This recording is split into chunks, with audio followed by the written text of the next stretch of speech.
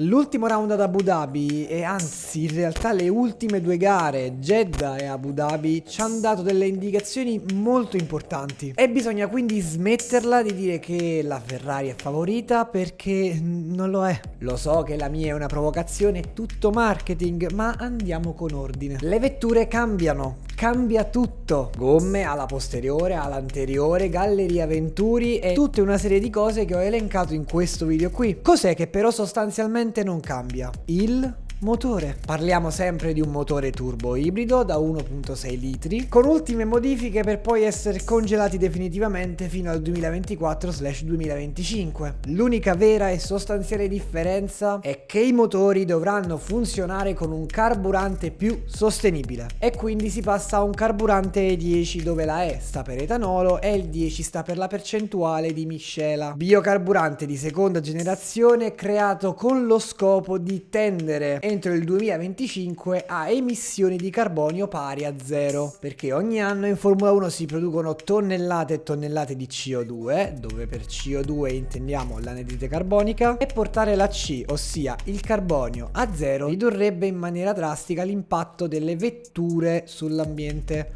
Non di tutto l'ecosistema Formula 1, ma delle vetture. È pur sempre qualcosa. Ho forse parlato troppo del carburante, ma mi sta a cuore il tema ambiente. Il punto è che il motore cambia poco e per qualcuno può essere anche un cambiamento importante dove poter ricucire qualcosina, e infatti la Ferrari fa di questo carburante il suo punto di forza per il momento, perché non abbiamo tempi che confermano ciò, ma non essendo stato ridisegnato da zero, non essendoci un cambio generazionale per quanto riguarda il motore, rimane sostanzialmente lo stesso degli scorsi anni, non uguale, attenzione, ma molto simile, e quindi non essendoci cambiamenti importanti per quanto riguarda questa parte di vettura, chi ha il motore migliore ha un vantaggio, anzi di un importante vantaggio del cuore della vettura.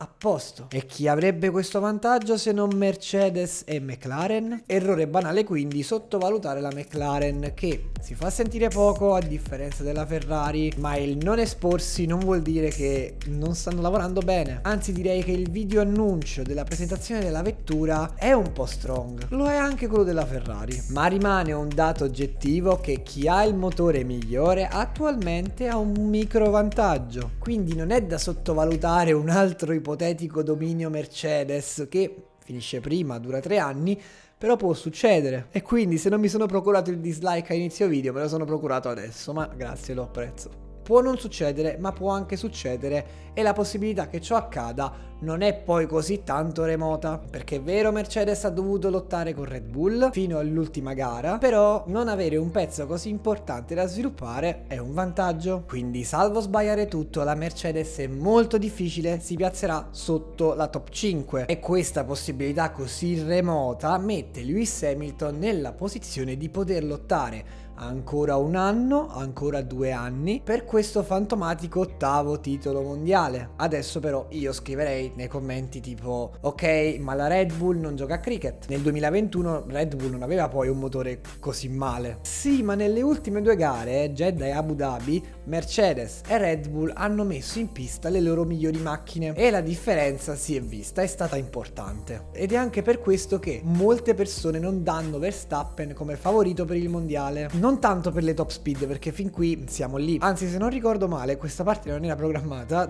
Tipo, doveva essere Kimi Raikkonen che va alla top speed, forse a Jeddah, se non a Jeddah a Abu Dhabi. Non parlo di top speed, ma parlo di riferimenti alla speed trap. Cos'è la speed trap? Una sorta di autovelox, posizionato in un punto specifico della pista che analizza la velocità di punta di una vettura. E la differenza tra Hamilton, Bottas, Verstappen e Sainz è stata molto importante. Hamilton ha dato al suo compagno di squadra 11 km/h, a Max Verstappen 15, però pari velocità con Carlos Sainz.